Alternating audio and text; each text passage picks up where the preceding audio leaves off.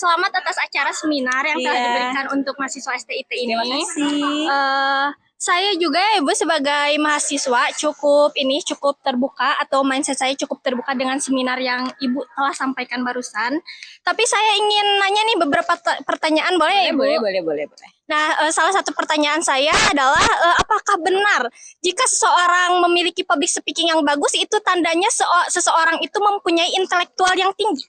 Oke, teman-teman. Jadi gini ya, kita luruskan persepsinya. Jadi bukan public speakingnya yang bikin terlihat intelektualnya tinggi, tapi wawasannya. Ketika wawasan kita luas, cara penyampaian atau public speaking kita baik, itu yang akan memperlihatkan bahwa diri kita itu mempunyai intelektual yang tinggi. Begitu, Teteh. Oh, oke, Ibu.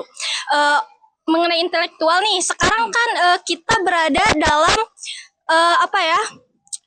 dunia yang dikelilingi sosial media gitu, Ibu.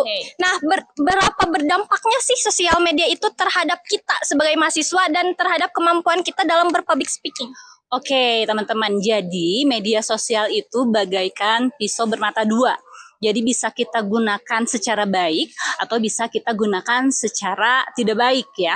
Jadi kalau kita terlalu berlebihan menggunakan sosial media yang nanti akan berdampaknya negatif pada diri kita, yang tentunya itu akan menjadi hal yang negatif dan merusak pikiran kita, karena kalau kita banyak scrolling melihat kehidupan orang itu dapat menurunkan kualitas dari otak kita.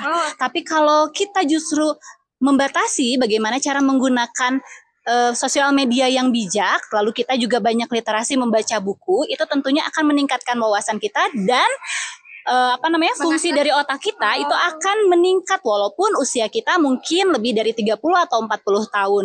Karena usia-usia itu tuh akan ada penurunan tingkat pengingat, pokoknya kemampuan otak lah ya. Tapi kalau kita pergunakan dengan baik dengan cara membaca, lalu juga menggunakan sosial media sesuai dengan fungsinya, insya Allah itu akan terus meningkat.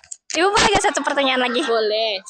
Ibu ada gak sih kebiasaan unik Ibu atau kayak sesuatu yang membuat Ibu semangat atau kayak gimana sih kita supaya tampil pede sepenuhnya di hadapan semua? Oke, ini resep yang nggak pernah saya kasih tahu sebelumnya. Oh my God. Sebetulnya tadi sih sudah saya kasih tahu caranya untuk gimana sih kita bisa pede berbicara di depan umum. Itu salah satunya adalah kita sering ngaca dan ngomong sendiri di kaca, lalu nanti kita koreksi sendiri. Tapi yang saya sering lakukan di kaca kamar mandi. Karena di situ nggak akan ada siapa-siapa yang lihat gitu, walaupun memang akan jadi wasting time dan lama di kamar mandi. Itu kebiasaan buruk sih teman-teman, tapi ketika ada di kamar mandi itu saya bisa inspirasi tuh bisa muncul begitu saja. Jadi pada saat saya berlatih di depan cermin kamar mandi itu tuh inspirasi langsung keluar semua. Beda halnya kalau saya berada di kamar dan di cermin kamar. Itu unik sih menurut saya. Kayaknya kalau bagi orang tuh mungkin kok lama banget sih di toilet, padahal saya mungkin lagi mencari inspirasi di toilet. Gitu teman-teman. Ibu terima kasih atas waktunya. Terima kasih dan sukses selalu untuk kedepannya. Terima kasih karena sudah bersedia untuk diwawancara. Nanti ini kita akan tampilkan di IG Dema ya Ibu.